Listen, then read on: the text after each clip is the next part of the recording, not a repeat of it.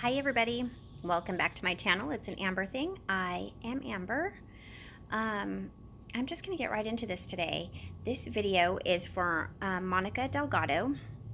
You had left a comment on my video. It was part one. Let's see exactly what it's called.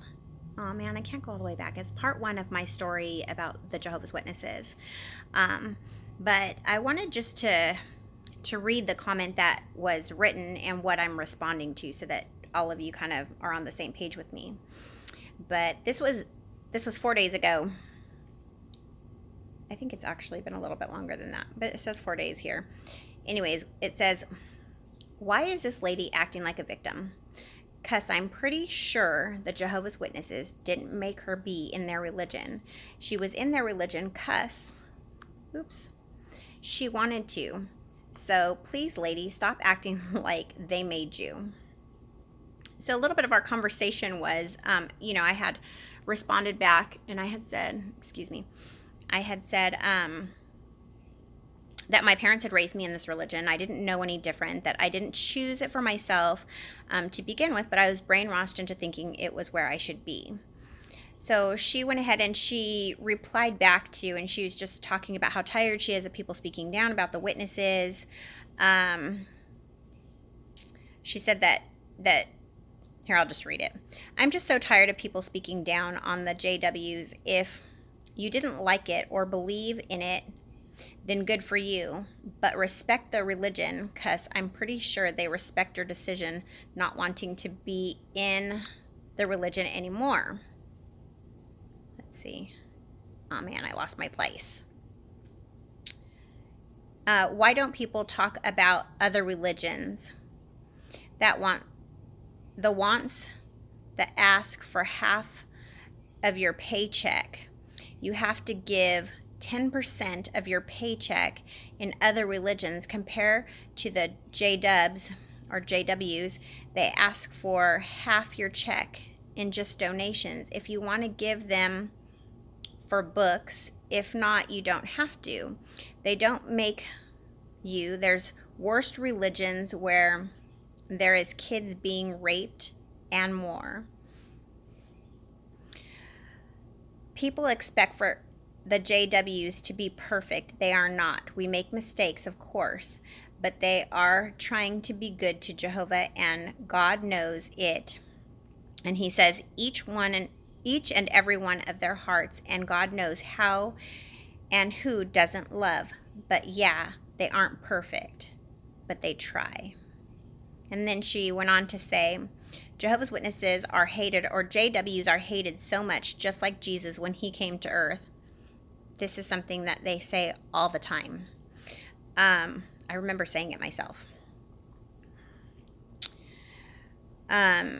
Like Jesus when he came to earth. So, to let us know about the truth. People would spit on his face, but at the end, everyone knew he was God's son. And at the end, everyone in this planet will know the Jehovah's Witnesses are the truth. This is a very classic reaction to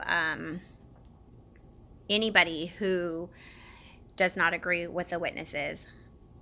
And I really felt something when you were talking to me about the money portion of it, especially that, because I remember feeling and thinking the same way. I remember thinking, man, this is amazing. Like, they don't even charge us for the books. Like, if we don't have the money, we can still have the books. And, we go out in service and we ask for just a donation. And sometimes, I don't know how they do it now. I don't know if they're asking for a donation still or if they're not asking for anything at all. I don't know.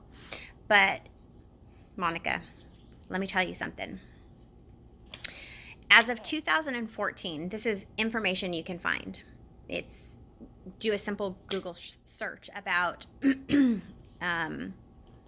the wealth of the Jehovah's Witness organization. But back in 2014, Jehovah's Witnesses were named 40. They were number 40 of the richest corporations at 950 million. There's something going on. So I was kind of just like baffled by the fact that I don't know, Monica, I apologize. If you realize that the Jehovah's Witnesses is not a religion, it is an organization. An organization, it is actually a corporation which has subsidiary companies that are the legs of it. So it's not just this meek little, religion that they don't ask for anything. They're making tons and tons and tons of money. Tons of money. They sing to the tune of $950 million, and that was back in 2014. We're in 2018 now, and they sold Bethel. They sold that Bethel location, and I heard, I would have to look that up too. I should have. But I heard that it sold for a pretty penny. So I'm sure that number, 950 million, is now in the billions. I'm sure of it. It was only 50 million away. I'm sure Bethel took them over into the billions. So when you think about that, you kind of have to wonder, like, what's going on?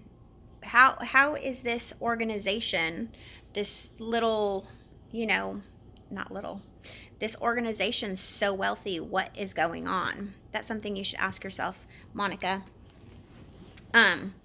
But they do take advantage. I believe that they take advantage of their parishioners.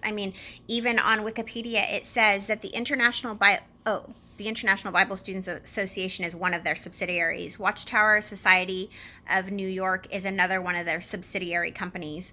The main one they speak of, the Jehovah's Witness Organization, or which has now been rebranded to JW.org, is a legal entity, and this is the description of it. Nonprofit organization. I don't know how they're nonprofit. The main legal entity is used worldwide by Jehovah's Witnesses to administer and disseminate doctrines for the group.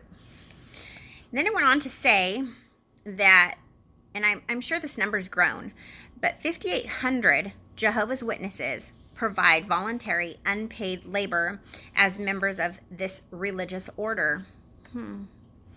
So you may not be donating money, but you're donating time and building those kingdom halls where they would have normally had to pay,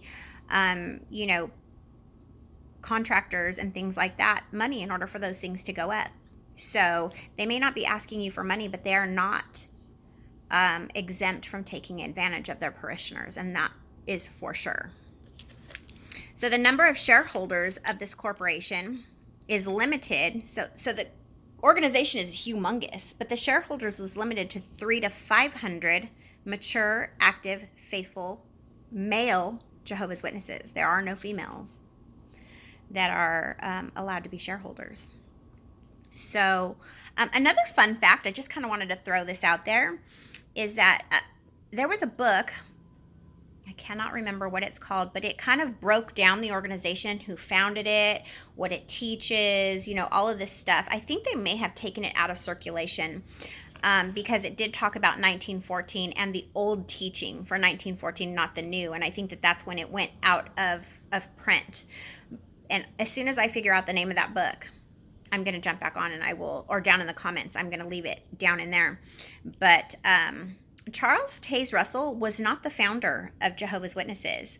Back in 1881, it was actually William Henry Connolly, who was a philanthropist and who worked with and donated money to the CMA, which is the Christian and Missionary Alliance.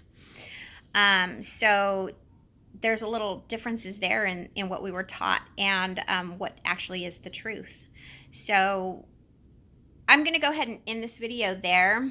This was just meant to kind of give you a little bit of insight and background on the money situation with regards to Jehovah's Witnesses. If you have any questions, leave them down in the comments, or feel free to, Monica, feel free to friend request me, and we can have a one-on-one chat if you would rather do that. But it was really important to me to kind of get this information out. It's a non-profit organization, not a not-for-profit, non-profit, and they are singing in the tune of 950 million.